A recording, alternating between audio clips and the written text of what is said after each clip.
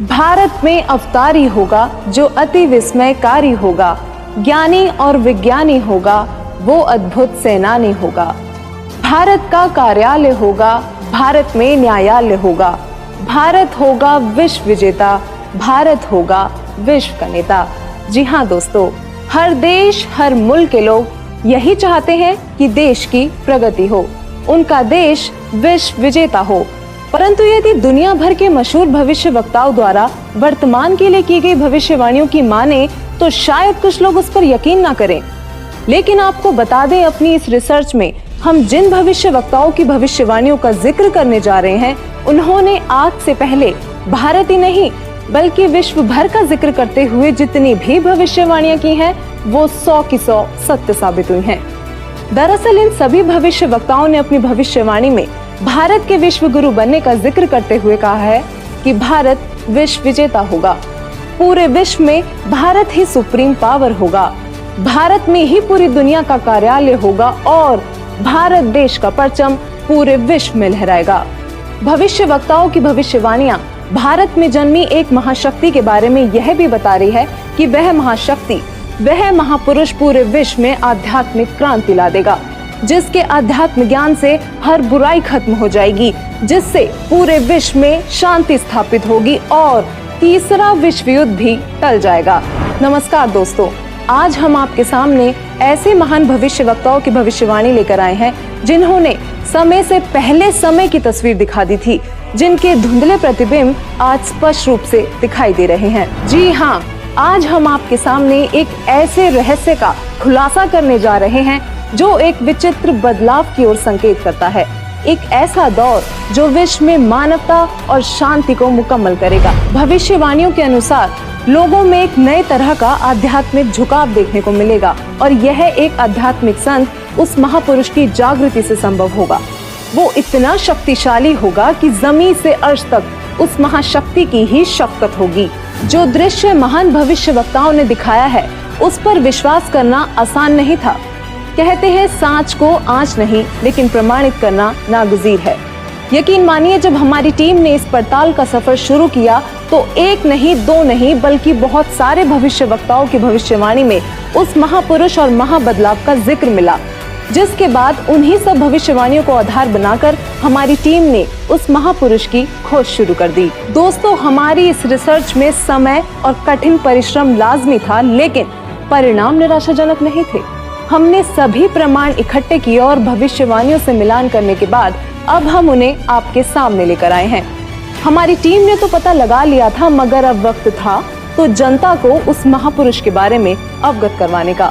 हमारी पड़ताल का निष्कर्ष कुछ ऐसा था कि जिसे जानकर हमारी टीम भी चौंक गई थी और अब ये पड़ताल आपके भी होश उड़ा देगी।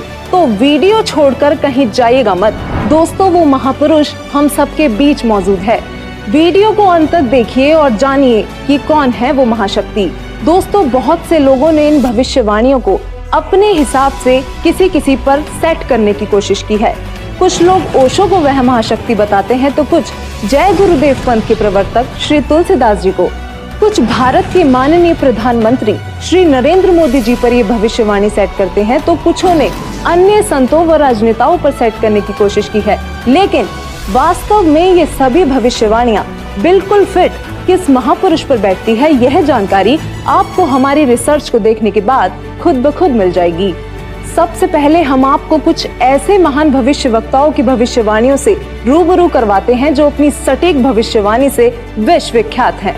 हमारे पहले महान भविष्य वक्ता हैं इंग्लैंड के विलियम जॉन वार्नर हैमॉन उर्फ कीरो, जिनको दुनिया के मशहूर हस्तरेखा विज्ञानी के तौर पर जाना जाता है।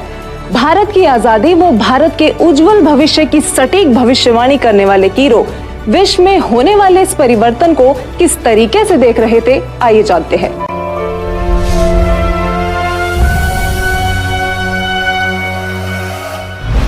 कीरो ने सन 1925 में लिखी पुस्तक में भविष्यवाणी की है, 20वीं सदी अर्थात सन 2000 ईस्वी के उत्तरार्ध में जन्मा संत ही विश्व में नई सभ्यता लाएगा जो संपूर्ण विश्व में फैल जाएगी। भारत का वह एक व्यक्ति सारे संसार में ज्ञान की क्रांति ला देगा। इंग्लैंड के भविष्यवक्ता कीरो की भविष्यवाणी से हमें एक संकेत मिला कि जिस महापुरुष पर ये भविष्यवाणियां सेट होनी है, उनका जन्म 1950 के बाद का होना चाहिए। तो चलिए अब चलते हैं नॉर्वे के श्री आनंद आचार्य जी की भविष्यवाणी की ओर, जिन्होंने पूरे गर्व के साथ अपनी भविष्यवाणी में भारत का जिक्र किया है।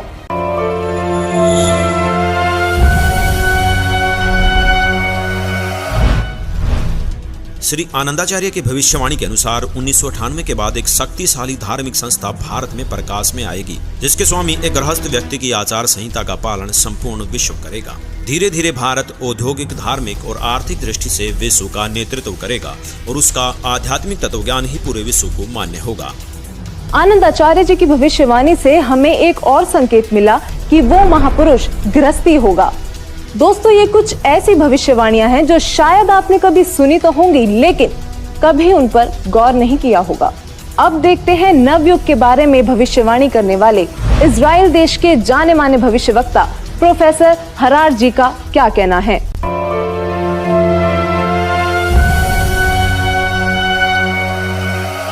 प्रोफेसर हरार। इजराइल के प्रोफेसर हरार के अनुसार भारत देश का एक दिव्य महापुरुष मानवतावादी विचारों से सन 2000 ईस्वी से पहले आध्यात्मिक क्रांति की जड़ें मजबूत कर लेगा। वह सारे विश्व को उनके विचार सुनने को बाध्य होना पड़ेगा। भारत के अधिकतर राज्यों में राष्ट्रपति शासन होगा, पर बाद में नेतृत्व धर्मनिष्ठ वीर लोगों पर होगा जो एक धार्मिक संगठन के आश्रित होंगे। अब बारी आती है फ्रांस के प्रसिद्ध भविष्यवक्ताओं की, जिनकी भविष्यवाणियां एकदम सटीक मानी जाती हैं। जो उन्होंने कह दिया वो पत्थर की लकीर हो गया। तो आइए देखते हैं कौन है ये भविष्यवक्ता और क्या थी इनकी भविष्यवाणियां। तो चलिए सबसे पहले बात करते हैं फ्रांस के महान भविष्यवक्ता डॉक्टर जूलेवन की।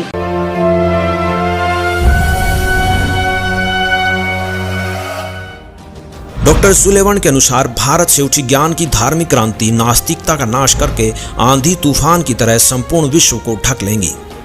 उस भारतीय महान आध्यात्मिक व्यक्ति के अनुयायी देखते देखते एक संस्था के रूप में आत्म शक्ति से संपूर्ण विश्व पर प्रभाव जमा लेंगे। डॉक्टर जूलेवन ने भी उस महापुरुष का जिक्र करते हुए भारत का नाम लिया है। इन्होंने स्पष्ट कर दिया कि वो महान शक्ति भारत से ही उजागर होगी और पूरे विश्व पर प्रभाव डालेगी। मैं सीना ठोक कर कहता हूँ, मेरे सायरन को कोई रोक नहीं पाएगा और वह जरूर आएगा। ऐसा कहना था महान भविष्यवक्ता मिशेल दी नोस्ट्रादामस का, जो आज भी बहुत से लोगों के दिलों में अपनी जगह बनाए हुए हैं, जिनकी भविष्यवाणियों को आज तक कोई भी गलत सिद्ध नहीं कर पाया। उन्होंने जैसा कहा वही होता गया। नोस्ट्रादामस ने अपनी भविष्यवाणी में होने वाले इस महान परिवर्तन की तफसील से व्याख्या की है। तो आइए देखते हैं क्या कुछ बताया उन्होंने अपनी भविष्यवाणी में।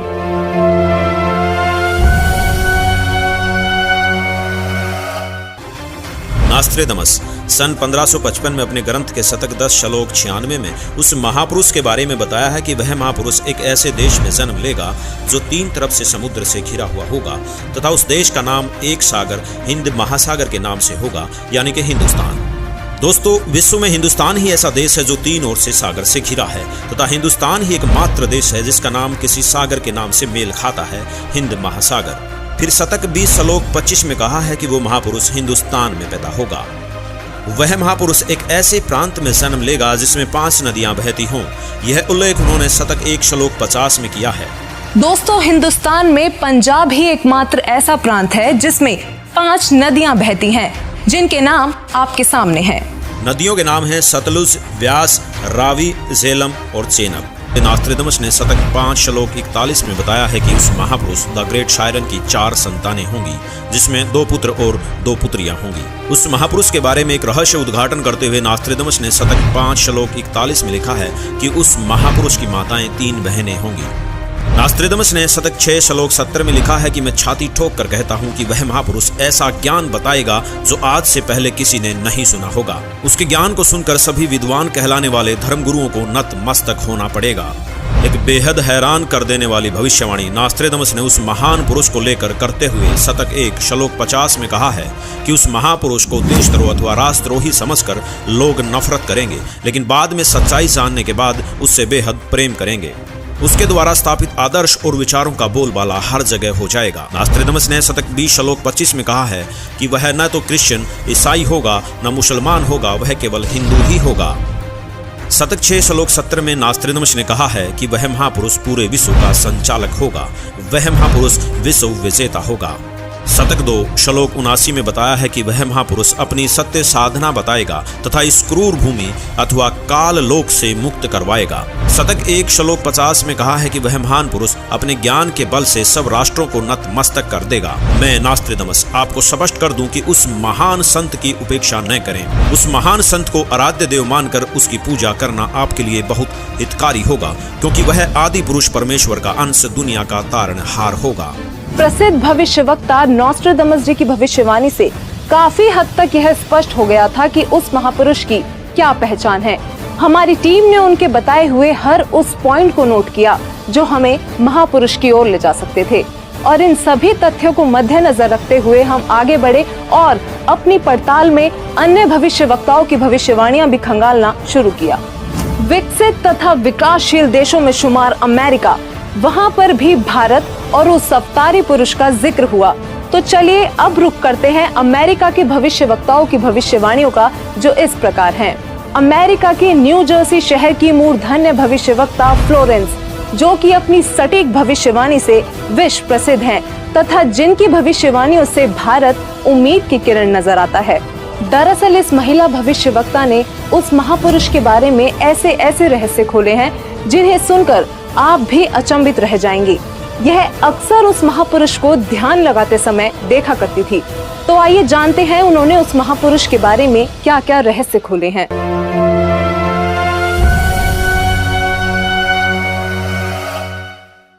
भविष्यवक्ता फ्लोरेंस ने अपनी लिखी पुस्तक golden light of new era में 1960 में लिखा है कि जब मैं ध्यान लगाती हूँ तो अक्सर एक संत को देखती हूँ। उसके सिर पर सफेद बाल हैं, न दाढ़ी है न मूंछ, वह गौर वर्ण का है। उनके ललाट पर आकाश से एक नक्षत्र के प्रकाश की किरणें निरंतर बरसती रहती हैं। मैं देखती हूँ कि वह संत अपनी कल्याणकारी विचारधारा तथा अपने सच्चरित्र प्रबल अनुयायियों की शक्ति से संपूर्ण विश्व में नए ज्ञान का प्रकाश फैला रहे हैं। उनमें इतनी शक्ति है कि वह प्राकृतिक परिवर्तन भी कर सकते हैं। मैं उस पवित्र स्थान पर एक प्रचंड तपस्वी को देख रही हूँ, जिसका तेज बड़ी ही तेजी से फैल रहा है। मनुष्य में सोए दैवत्व को जगाने तथा धरती को स्वर्ग जैसा बनाने के लिए वह संत दिन रात प्रयत्न कर रहे हैं। भविष्यवक्ता फ्लोरेंस बताती हैं कि मैं भविष्य के विषय में एक बहुत ही महत्वपूर्ण बात बता रही हूँ। 20वीं शताब्दी के अंत में भारतवर्ष से एक प्रकाश निकलेगा।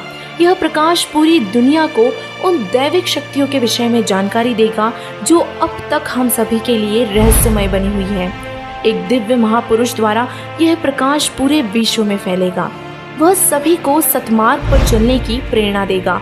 समस्त दुनिया में एक नई सोच की ज्योति फैलेगी। जब मैं ध्यान अवस्था में होती हूँ तो अक्सर यह दिव्य महापुरुष मुझे दिखाई देते हैं। फ्लोरेंस ने बार बार इस संत या दिव्य पुरुष का जिक्र किया है। साथ ही ये भी बताया है कि उत्तरी भारतवर्ष में एक पवित्र स्थान पर वे मौजूद हैं। भविष्यवक्ता फ्लोरेंस की भविष्यवाणियों से हमें जो जानकारी मिली उसकी हमने बड़ी ही गहनता से जांच की, क्योंकि उनकी भविष्यवाणी ने वो रहस्य खोले जो हम सोच भी नहीं सकते थे। फ्लोरेंस की भविष्यवाणी से जो रहस्य उजागर हुआ वो चौंकाने वाला था। इस रहस्य के खुलने से हमारी टीम को आगे बढ़ने में बहुत मदद मिली। तो चलिए अब देखते हैं अमेरिका के ही अन्य भविष्यवक्ता क्या कहते हैं। अब हम बात करने जा रहे हैं भारत के पहले प्रधानमंत्री पंडित जवाहरलाल नेहरू जी के निधन तथा नेहरू जी के उत्तराधिकारी चुने जाने की सटीक भविष्यवाणी करने वाली अमेरिका की महान भविष्यवक्ता श्रीमती जीन डिक्सन की।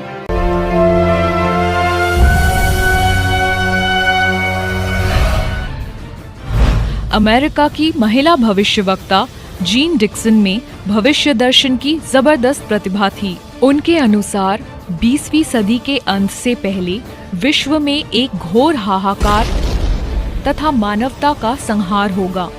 वैचारिक युद्ध के बाद आध्यात्मिकता पर आधारित एक नई सभ्यता संभवतः भारत के ग्रामीण परिवार के व्यक्ति के नेतृत्व में जमेगी और संसार से युद्ध को सदा सदा के लिए विदा कर देगी।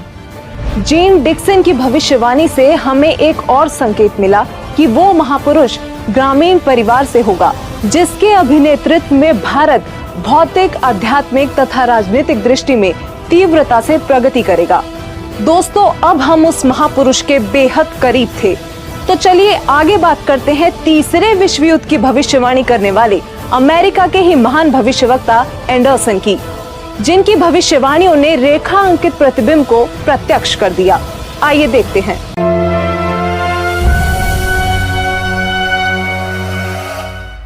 21वीं सदी में भारत के देहात का एक धार्मिक व्यक्ति एक मानव, एक भाषा और एक झंडे की रूपरेखा का संविधान बनाकर संसार को सदाचार, उदारता, मानवीय सेवा व प्यार का सबक देगा।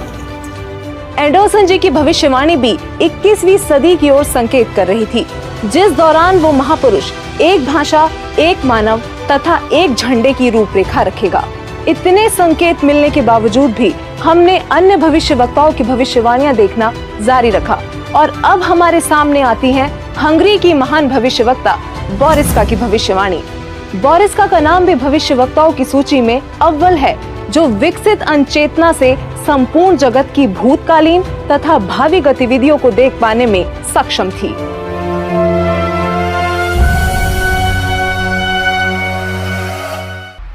हंगरी की ज्योतिषी बोरिस्का के अनुसार इस आध्यात्मिक व्यक्ति के बड़ी संख्या में छोटे छोटे लोग ही अनुयायी बनकर भौतिकवाद को आध्यात्मिकता से बदल देंगे। मैं जानती हूँ कि जरूर इस वक्त आपके जहन में बहुत सारे सवाल आ रहे होंगे, लेकिन फिर भी बस एक बार धैर्य पूर्वक इस पूरी पड़ताल को देखते रहिए। यकीनन आपके सारे सवालों के जवाब आपको खुद ब खुद मिल जाएंगे। तो आइए आगे बढ़ते हैं और बात करते हैं महान भविष्यवक्ता वेजलेटिन की, जिनकी भविष्यवाणियां अक्सर अविश्वसनीय तथ्यों की उद्घोषणा करती हैं और जब वह पूर्ण सिद्ध होती हैं तो लोग विस्मित रह जाते हैं।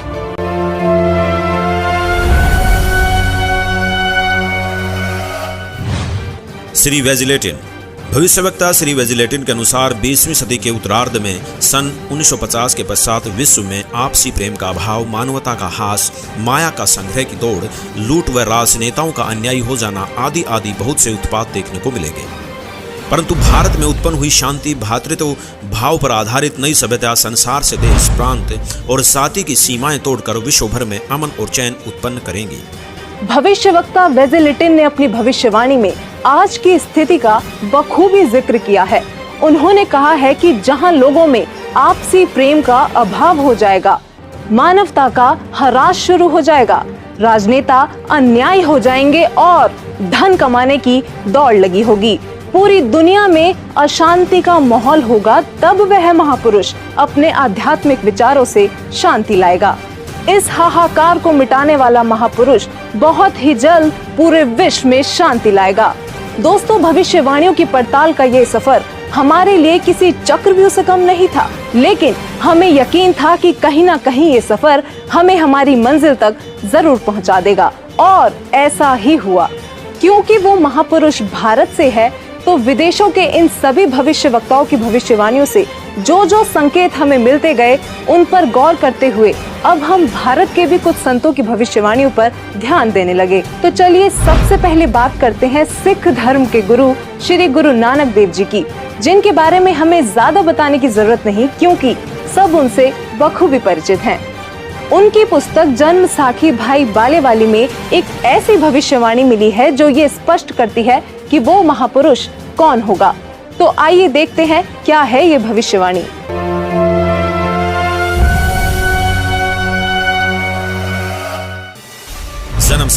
जन्म साखी भाई बालेवाली, जिसके प्रकाशक हैं भाई सवाहर सिंह एंड कंपनी, पुस्तक वाले बाजार, माई सेवा, अमृतसर, पंजाब।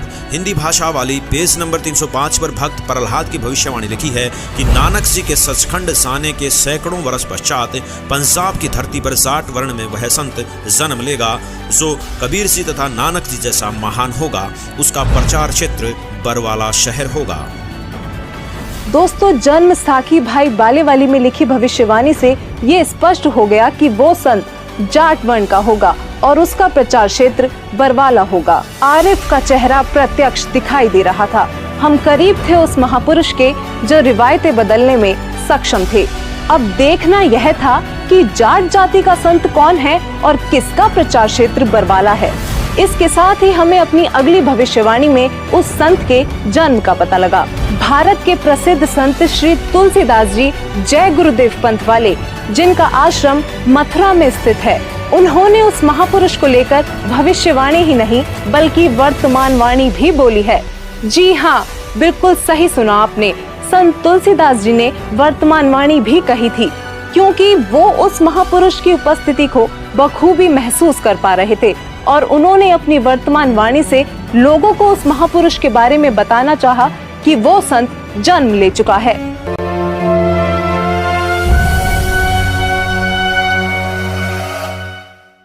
श्री तुलसीदास जी उर्फ जय गुरुदेव जी ने 7 सितंबर 1971 में भविष्यवाणी की थी, जो अपनी शाकाहारी पत्रिका में पेज नंबर 50 में लिखी है कि वह अवतार जिसकी लोग प्रतीक्षा कर रहे हैं वह 20 वर्ष का हो चुका है।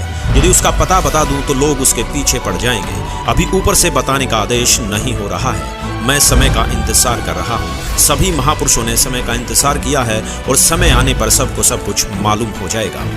श्री तुलसीदास जी द्वारा 28 अगस्त 1971 को की गई भविष्यवाणी अनुसार महापुरुष का जन्म भारतवर्ष के एक छोटे से गांव में हो चुका है और वह व्यक्ति मानव इतिहास का सबसे महत्वपूर्ण व्यक्ति बनेगा। उसे जनता का इतना बड़ा समर्थन प्राप्त होगा कि आज तक किसी को नहीं मिला है। वह महापुरुष नए सिरे से विधान को बनाएगा और वह विश्व के संपूर्ण देशों पर लागू होगा। उसका एक झंडा होगा, उसकी एक भाषा होगी। शाकाहारी पत्रिका का उपरोक्त वर्णन पुस्तक जय गुरुदेव की अमृतवाणी भाग 2 के 50 तथा 59 पर लिखा है, जिसकी लेखिका हैं दिव्या शर्मा तथा मुद्रक हैं अर्जेंट प्रिंटिंग प्रेस, पुराना बस स्टैंड, मथुरा। इसके साथ ही एक और भविष्यवाणी बाबा जय गुरुदेव उर्फ तुलसीदास जी द्वारा 28 अगस्त 1971 को की गई थी, जो शाकाहारी पत्रिका पृष्ठ 59 में लिखी है। संत तुलसीदास जी ने अपनी वाणी में यह स्पष्ट रूप से बताया कि वो संत पृथ्वी पर मौजूद है और 7 सितंबर 1971 को वह पूरे 20 वर्ष का हो चुका है। राजस्थान के भविष्यवक्ता बाबा रामदेव को कौन नहीं जानता, इन्होंने तो कमाल ही कर दिखाया है।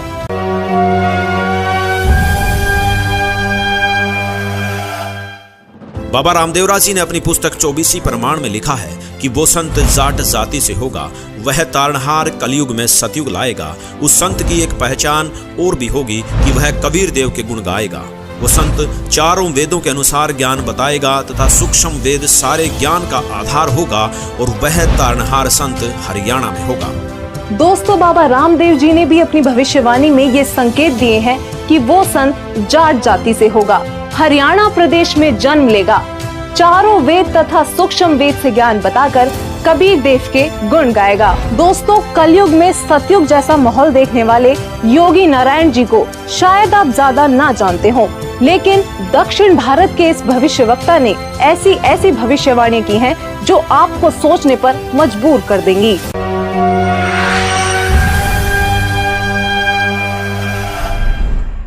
दक्षिण भारत के कर्नाटक के योगी नारायण जी ने अपनी पुस्तक काल ज्ञान में उस महापुरुष के साथ साथ उनके द्वारा लाए जाने वाले राम राज्य का भी जिक्र किया है। योगी नारायण जी की भविष्यवाणी कहती है कि वह दैविक शक्ति वाला महापुरुष पूरे विश्व को एक करके पूरे साम्राज्य पर राज करेगा, सबका प्रभु बनेगा। वह महापुरुष उत्तरी भारत से हो सकता है, ऐसा संकेत दिया है। उस महापुरुष का शासन धर्मयुक्त होने के कारण वर्षा अच्छी होगी, फसल भी अच्छी आएगी। जनता आने वाले समय में ज्यादा पैसों के पीछे ना पड़कर और अपने समय को बर्बाद ना करके तत्वचिंतन, आत्म कल्याण व लोक कल्याण के कार्य में मगन रहेंगे। वो सदियों से ठीक ना होने वाली बीमारी को प्रारब्ध के पाप का फल बोलते हैं, लेकिन उसके द्वारा दिए गए तारक मंत्र से उनके साम्राज्य में आपको प्रारब्ध कर्म के पाप का फल नहीं भोगना होगा और किसी भी प्रकार के असाध्य रोग ठीक हो जाएंगे। वाणी नंबर 22 पेज नंबर 225। उसके आदेश से शराब, तंबाकू, गांजा और भी जितने नशीले पदार्थ हैं उनको खाना पीना तो दूर, हाथ लगाने को भी निषेध होगा। प्रजा में ऊंच नीच का कोई भी प्रश्न नहीं रहेगा। सभी आपस में प्यार से मिलजुल कर रहा करेंगे। कौम, जाति, धर्म के नाम पर झगड़ा कराने वाले स्वार्थी नहीं रहेंगे। वाणी नंबर 23 पेज नंबर 229। इससे पहले बताई गई भविष्यवाणी में लोक प्रभु बनने वाला वो महापुरुष ब्रह्म विद्या धुरंधर गुरु होगा, अध्यात्म का पूर्ण जानकार होगा, पर ब्रह्म को बड़े साहस पूर्वक ढंग से बताएगा कि पूर्ण परमात्मा ही पूजा के योग्य है, पूर्ण ब्रह्म की ही पूजा करनी चाहिए। वाणी नंबर 24 पेज नंबर 235-236। वह महापुरुष अपने अनुयायियों को रेचक कुंभक यानी श्वास के जरिए अजप जाप मंत्र देकर भक्ति साधना कराएगा। इससे मन संयमित रहेगा, इंद्रियों पर विजय प्राप्त होगी, मनोलय यानी मन में शांति होगी, अष्टसिद्धि तत्व ज्ञान युक्त होकर जीव मोक्ष की ओर बढ़ेगा। दर्शकों, सभी भविष्य वक्ताओं की भविष्यवाणियों की पड़ताल करने के बाद अब हमारे पास बहुत सारे तथ्य एकत्रित चुके थे, जिनको हमने एक साथ रखकर देखा तो एक पहेली जैसे सुलझ सी गई हो। अब हमारे सामने एक ऐसा डेटा था जिसके आधार पर हमने सभी संतों पर भविष्यवाणियां सेट करनी शुरू कर दी, चाहे वो ओशो हो या राधा स्वामी पंथ के प्रवर्तक श्री गुरविंदर सिंह जी, सतपाल जी महाराज हो या फिर बाल योगेश्वर आदि। दोस्तों, हमारी इस फेरियस्त में हर वो संत और महापुरुष मौजूद थे जिनका नाम अक्सर आपके जहन में आता होगा। आध्यात्मिक संत या महापुरुष ही नहीं, बल्कि हमने प्रधानमंत्री नरेंद्र मोदी जी जैसे राजनेताओं पर भी भविष्यवाणी को सेट करके देखा, लेकिन एक एक करके सभी संतों व राजनेताओं की छटनी होती चली गई और अंत में हमारे सामने थे एक ऐसे संत, एक ऐसे महापुरुष जिनके बारे में हमने सोचा तक नहीं था। केवल एक यही संत ऐसे थे जिन पर सारी की सारी भविष्यवाणियां खरी उतर रही थी। दोस्तों, अब हम आप सभी दर्शकों से अनुरोध करते हैं कि दिल थाम कर बैठिए और तैयार हो जाइए उस महापुरुष को देखने के लिए, क्योंकि अब हम पेश करने जा रहे हैं उस महापुरुष की तस्वीर। दोस्तों, वो संत कोई और नहीं बल्कि पूरी दुनिया में सब संत महंत गुरु आचार्यों शंकराचार्यों से हटकर सर्व धर्म ग्रंथों के आधार पर सद्भक्ति प्रदान करने वाले अद्वितीय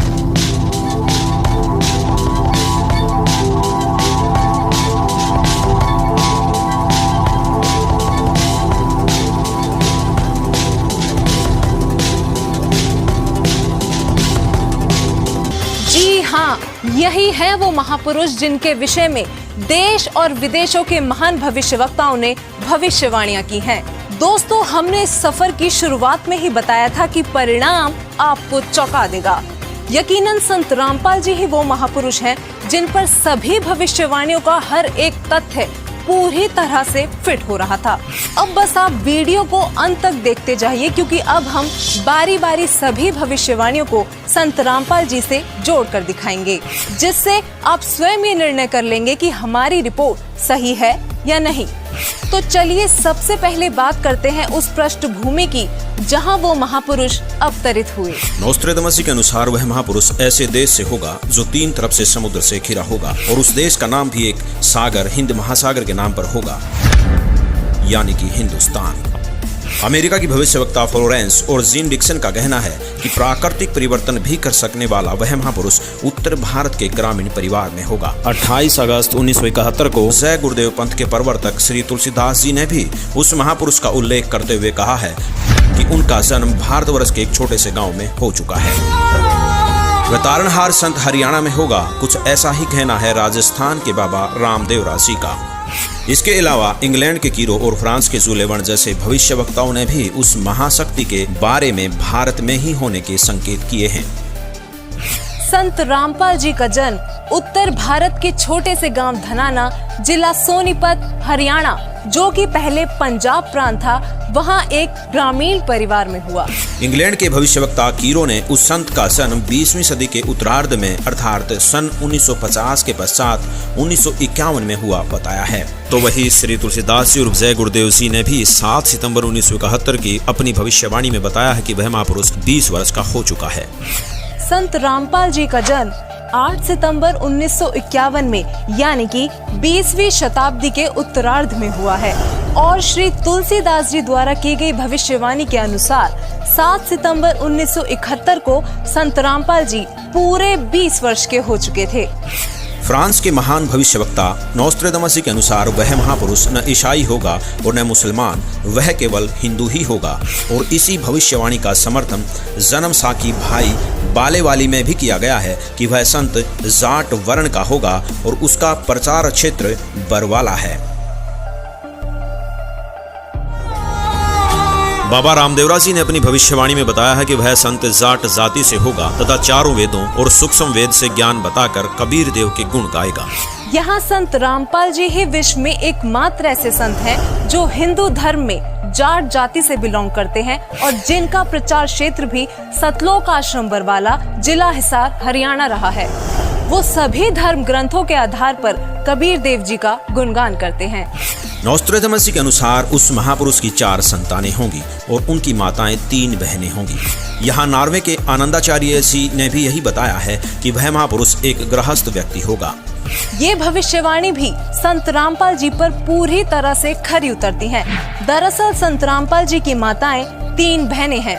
ये बात प्रमाणित करने के लिए पेश है आपके सामने संत रामपाल जी की माता जी का यह वीडियो। माता जी, क्या शुभ नाम है आप जी का? चंद्र देवी। माता जी, कौन से गांव से हैं आप? दमकन खेड़ी। माता जी, आप कितने भाई बहन हैं? 6 बहन भाई, 3 बहन 3 भाई। माता जी, आपकी जो 3 बहन हैं उनके क्या क्या नाम हैं? बड़ी लक्ष्मी, मेरा नाम धरा देवी, उसका है प्यारी। वहीं संत रामपाल जी महाराज जी की 4 संतानें, 2 पुत्र तथा 2 पुत्रियां भी हैं। अमेरिका के न्यू जर्सी शहर की भविष्यवक्ता फ्लोरेंस ने बताया कि वह महापुरुष गौर वर्ण के हैं। सिर पर सफेद बाल हैं, न दाढ़ी है और न मूछें। इन सभी भविष्यवाणियों का मिलान आप जी चाहें तो अपने आप भी कर सकते हैं। संत रामपाल जी गौर वर्ण के हैं, उनके सिर पर सफेद बाल है और वो बगैर दाढ़ी मूछ के रहते हैं। एक आश्चर्यचकित भविष्यवाणी करते हुए फ्रांस के नॉस्ट्रेडमस जी कहते हैं कि प्रथम तो लोग उस महापुरुष को देशद्रोही अथवा राजद्रोही समझकर नफरत करेंगे, लेकिन बाद में सच्चाई जानकर बेहद प्रेम करेंगे।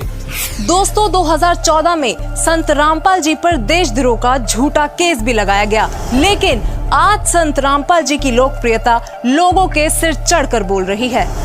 कुछ और बातें जो भविष्यवाणियों में सामने आई वो इस प्रकार हैं। अमेरिका के भविष्यवक्ता एंडरसन के मुताबिक 21वीं सदी में वह महापुरुष एक मानव, एक भाषा व एक झंडे की रूपरेखा रखेगा। योगी नारायण जी के अनुसार उस संत के आदेश से शराब, तंबाकू, गांजा और भी जितने नशीले पदार्थ हैं उनको खाना पीना तो दूर, हाथ लगाने को भी निषेध होगा।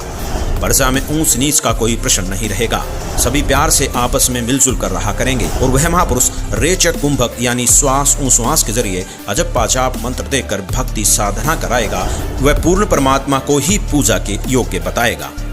दोस्तों, संत रामपाल जी श्वास उश्वास की क्रिया बताकर केवल पूर्ण परमात्मा की भक्ति कराते हैं। संत रामपाल जी से नाम दीक्षा लेकर करोड़ों भक्त उनके आदेश अनुसार नशीली वस्तुओं को हाथ तक नहीं लगाते और ना ही किसी जाति पाति धर्म मजहब में भेदभाव करते हैं, क्योंकि संत रामपाल जी कहते हैं, जीव हमारी जाति है, मानव धर्म हमारा, हिंदू मुस्लिम सिख ईसाई कोई धर्म नहीं है न्यारा। अमेरिका की ही भविष्यवक्ता फ्लोरेंस बताती हैं कि वह संत अपनी कल्याणकारी विचारधारा तथा अपने सच्चरित्र प्रबल अनुयायियों की शक्ति से पूरे विश्व में नए ज्ञान का प्रकाश फैला रहा है।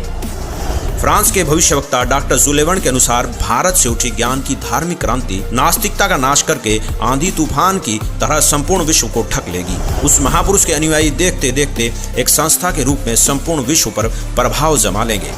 फ्रांस के ही भविष्यवक्ता नॉस्ट्रेडमस जी ने शतक 6 श्लोक 70 में लिखा है, मैं छाती ठोकर कहता हूँ कि वह महापुरुष ऐसा ज्ञान बताएगा जो आज से पहले किसी ने नहीं सुना होगा। उसके ज्ञान को सुनकर सभी विद्वान कहलाने वाले धर्मगुरुओं को नतमस्तक होना पड़ेगा। अब इन सारी भविष्यवाणियों से तो हमारी सुई केवल संत रामपाल जी पर आकर ही टिक गई। कारण था उनके अनुयायी। दोस्तों, संत रामपाल जी के अनुयायियों ने अपने गुरुदेव जी द्वारा बताए जा रहे ज्ञान को जन जन तक पहुंचाने के लिए व्हाट्सएप, फेसबुक, ट्विटर आदि सोशल मीडिया के हर एक प्लेटफॉर्म से लेकर इंटरनेशनल टीवी चैनलों और बुक्स आदि के माध्यम से पूरे विश्व में तहलका मचा रखा है। संत रामपाल जी ने अद्वितीय ज्ञान बताया है, जिसके आधार पर संत रामपाल जी की काफी धर्म गुरुओं, संतों, महंतों, आचार्यों, शंकराचार्यों के साथ आध्यात्मिक ज्ञान चर्चा हुई है, जिनको देखने के बाद हमें लगा कि भविष्यवाणियों के अनुसार केवल संत रामपाल जी ही वो संत हैं जिनके ज्ञान को सुनकर सभी विद्वान कहलाने वाले धर्म गुरुओं को एक ना एक दिन नतमस्तक होना ही पड़ेगा। ये सभी संत रामपाल जी के साथ हुई ज्ञान चर्चा में हारते प्रतीत हुए। तो आखिरकार ये अनसुलझी पहेलियां इतने सरल तरीके से सुलझ गईं कि संदेह की कोई गुंजाइश ही नहीं बची। वीडियो में कही गई एक एक बात सत्य है।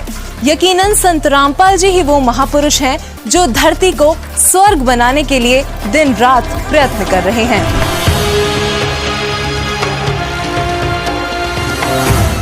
पर में पंथ प्रगट हो वाणी, ये पर माँ पंथ गरीबदास के पंथ में कहते, मेरी महिमा की वाणी, मेरी लीला की वाणी पुनः प्रगट होगी उसके द्वारा, और शब्द हमारे का निर्णय ठानी। बर में पंथ प्रगट हो वाणी, हवे वाणी ये हवे है, और शब्द हमारे का निर्णय ठानी। अस्थिर घर का मरम ना पावे, ये 12 पंथ हम ही को ध्यावे। कि 12 पंथ तक, गरीबदास पंथ तक ये उस स्थायी स्थान पर नहीं जा सकते, सतलोक प्राप्ति नहीं कर सकते। फिर कहते हैं बर में पंथ हम ही चलावें, बर में पंथ में हम ही चलकर आवेंगे। गरीबदास वाले मार्ग चल गए और सब पंथ मिटा के एक का पंथ चलावें। और कहते हैं अब परमात्मा ने कलयुग को 3 चरणों में बांटा है। ये प्रथम चरण कलयुग निर्याना, तब मगर मांडो में दाना। प्रथम चरण कलयुग का उस समय समझो जब मैं घर से सह शरीर जाऊंगा, वो प्रथम चरण होगा। और बीचली पीढ़ी का कब होगा? 5505 बीत जाएंगे तब। अब देखो आगे ये बताया कि कलयुग ऐसे ऐसे बीतेगा। और फिर बताया है कि 5000, ये कलयुग के विषय बताया कि 5505 तब ये शब्द होगा सच्चा। ओए होए, कहते 5505 वर्ष जब बीत जाएंगे तब यह मेरी बात सच्ची होगी। ये कबीर सागर है। और इसके सवसम बोध नामक एक चैप्टर है, और खंड इसका वही बोध सागर खंड है। 170 पृष्ठ से यहाँ से देखियो, ये सत्य कबीर वचन यानी परमात्मा के वचन है, लेकिन हमारे काम के ये यहाँ से है। 171 पृष्ठ से सवसम वेद बोध, सवसम वेद बोध यहाँ लिखा है 5 सहस और 500 जब, 5 सहस और 500 यानी 5500 जब कलयुग बीत जाए, महापुरुष फरमान तब जग तारण को आए। अब 5 सहस और 500 यानी 5500 जब कलयुग बीत जाए, महापुरुष फरमान तब जग तारण को आए। 5500 जब कलयुग बीत जाएगा तब एक महापुरुष संसार का उद्धार करने के लिए आएगा, और उसके पास सही फरमान होगा। फरमान माने वो मंत्र जाप आदेश। हिंदू तुर्क आदिक सब जेते जीव जहान, और सतनाम की साख गहें वो पावे पद निर्वाण। अब क्या बताया है कि हिंदू तुर्क, हिंदू और मुसलमान जो अलग अलग होंगे, और फिर और भी जो होंगे जैसे सिख और ईसाई आदिक यानी सभी जेते जीव जहान, सतनाम की साख गए ये पावे पद निर्वाण। तो निर्वाण माने मोक्ष, मोक्ष पद पावेंगे सब के सब वो सतनाम प्राप्त करके इस दास से, महापुरुष से। जैसे परमात्मा ने कहा था उस कबीर वाणी में कि सभी पंथों को मिटा के एक पंथ चलाऊंगा, उसके विषय में फिर दोहराया है कि वो कैसे एक होंगे। यथा सरित गण आप ही मिले सिंधु में धाये, सत सुकृत के मध्य में सभी पंथ समाये। क्या बताया कि जैसे सरित गण यानी नदियों का, नदियां, सरित गण माने नारी नारी नदी, और आप ही उस समुद्र में जाकर वेग धाय माने शीघ्रता से मिल जाती हैं फटाफट। ऐसे उस सत सुकृत यानी उस सच्चे पंथ के मध्य जो हम चलाएंगे, उसमें तिमी माने उसमें सब ऐसे ही समाये जैसे सरिता दरिया अपने आप समुद्र में स्पीड में जाकर मिल जाती, एक हो जाते हैं। ऐसे सत सुकृत के मध्य सब पंथ समाये, सब एक हो जाएंगे। अब क्या बताते हैं परमात्मा धर्मदास जो मैंने ये सवसम वेद में जो लिख दिया, जो वचन बोले हैं, ये जब लग पूर्ण होए नहीं ठीके को तिथिवार। ये ठीक क्या होती है? जैसे हमारे पहले पुराने समय में हम छोटे छोटे थे, जब यूं कहा करते कि एक व्यापारी भैंस ले गया और पैसे ना देता, आगे से आगे ठीक बता रहा है, आगे तागे समय धर रहा है, पैसे नहीं दे रहा। तो इस प्रकार यहाँ वो बताया है कि यो मैंने जो ठीक दर रखी है ना, ठीक वो निर्धारित समय कर रखा है कि धर्मदास जब तक वो समय नहीं आएगा ना, तब तक तो ये मेरी बात ये सवसम वेद में लिखी हुई निराधार महसूस होंगी जो कपटी लोगों को। लेकिन जब वो समय ठीक का आ जाएगा ना, जब देखिए ढूंढा पाटेगा। अब देखो, अब हम फिर आगे कि जब लग पूर्ण होए नहीं ठीक को तिथिवार, और कपट चातुरी तब लो यो सवसम वेद निर्धार। कहते हैं तब तक तो मेरे द्वारा ये बात कही गई सवसम वेद वाली, ये गुप्त ज्ञान, सवसम वेद माने गुप्त ज्ञान, जो पहले भी अब भी कहा है, तो ये निराधार महसूस होगा जब लग पूर्ण होए नहीं ठीका, जो ठीक को तिथिवार, यानी ठीक उस निर्धारित धरे हुए निर्धारित किए हुए समय की जो समय नहीं आएगा, तब तक तो मेरा यो ज्ञान निराधार महसूस होगा। जब वो समय आ जाएगा ठीक का, जो है ठीक का दिन आवंत, युगंत लिखा आवंत, तो क्या होगा? सब ही नारी नर शुद्ध, सब कपट छोड़ के बुराई त्याग देंगे सब नर नारी। और जब ठीक का दिन आवंत और कपट चातुरी छोड़ के वो शरण कबीर गहनत।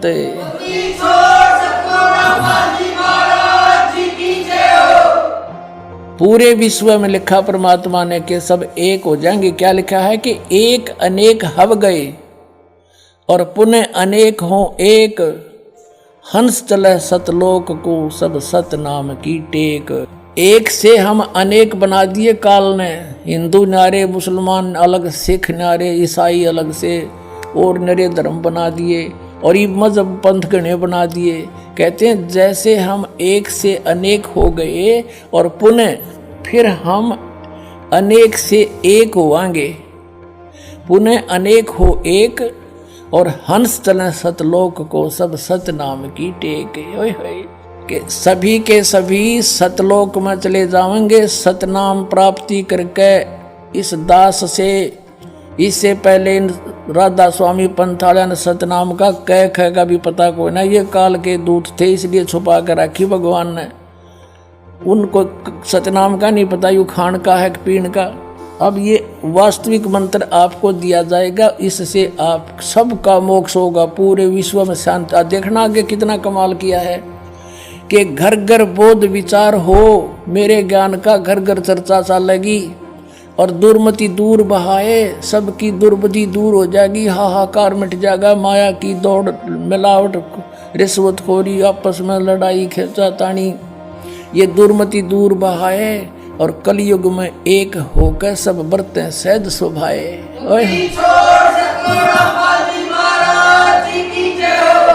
तो 2000 सन में 5508 वर्ष कलयुग बीत गया। अब हम पीछे चले 5505 निकालने के लिए। 1997 में 5505 कलयुग बीता, 1999 में 5507 हो गया, और 1998 में 6 हो गया, 1997 में 5505 वर्ष कलयुग बीत गया। और उस समय इस दास को 1997 में 10 बजे इस शुक्ल फागुन की उतरते की एकम के दिन 1997 में दास को परमात्मा पुनः मिले थे। उसमें आदेश दे दिया था कि अब समय आ गया है इस सतनाम की को उजागर कर देने का, बेटा कर दे।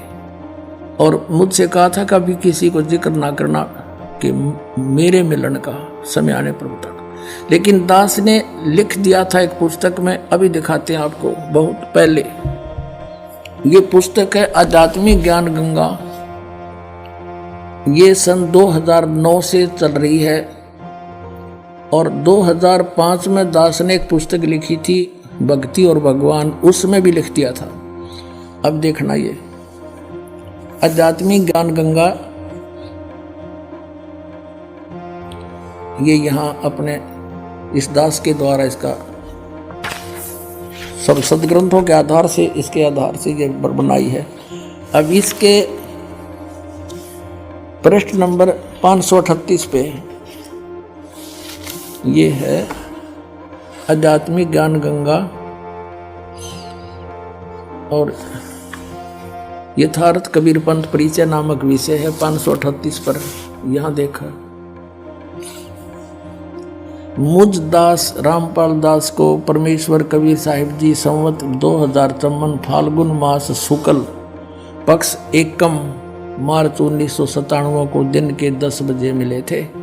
सार शब्द की वास्तविकता तथा संगत को दान करने का सही समय संकेत देकर अंतर्ध्यान हो गए थे और इसको अगले आदेश तक रहस्य युक्त रखने का आदेश दिया था। किसको? कि मैं मिला।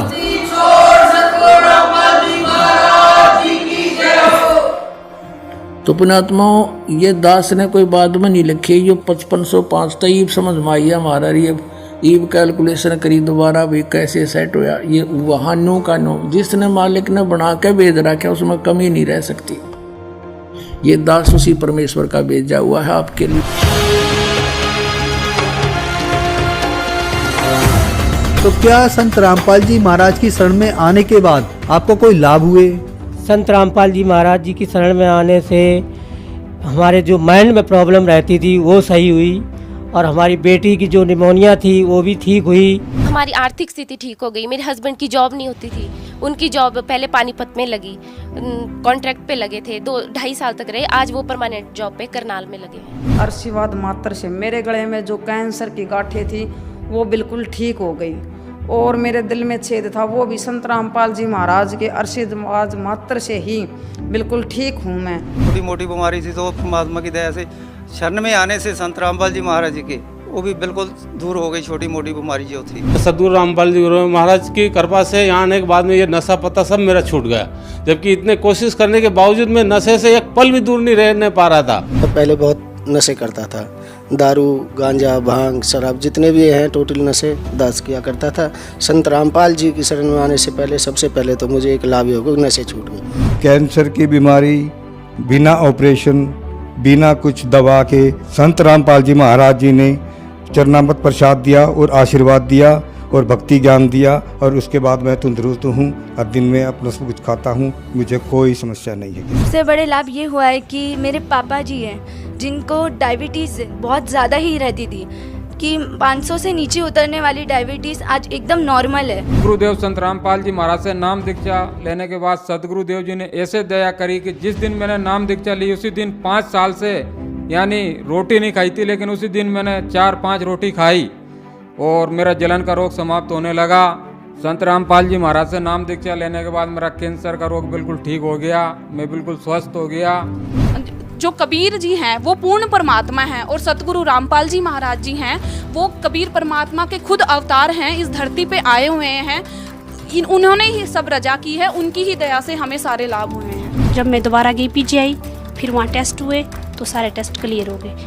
अब जो मेरी प्रॉब्लम थी तीसरे स्टेज पे थी वो मेरा कैंसर खत्म हो गया। हिंदी छोड़ सतगुरु रामपाल जी महाराज जी की शरण में जाने के बाद मैं आज कोई भी फ्रूट है कुछ भी है चाहे डस्ट है मेरे को वो बिल्कुल इफेक्ट नहीं करती है। I can eat everything, I can go anywhere, मैं कुछ भी मतलब आज करने में सक्षम हूँ।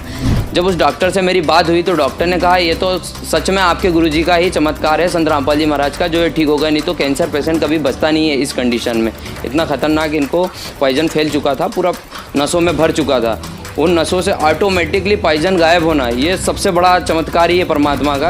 और जब से मैं संत रामपाल जी महाराज की शरण में आई हूँ मेरा 1 रुपया नहीं गया। आज 4 साल हो रहे हैं लगभग, मैंने कोई दवा भी नहीं खाई है, कोई भी नहीं। इवन मुझे सर्दी खांसी और बुखार भी नहीं होता। जगत गुरु तत्वदर्शी संत रामपाल जी महाराज जी के इस महान मिशन को सफल बनाने के लिए करोड़ों लोग उनके साथ जुड़ रहे हैं। हमारी टीम का भी आप सभी से यही अनुरोध है कि दुनिया में महापुरुष कभी कभार ही आते हैं, इसलिए आप भी संत रामपाल जी महाराज जी के सत्संग सुनिए और शीघ्र अतिशीघ्र उनसे जुड़कर नाम दीक्षा लेकर अपना व अपने प्रियजनों का कल्याण करवाएं। धन्यवाद।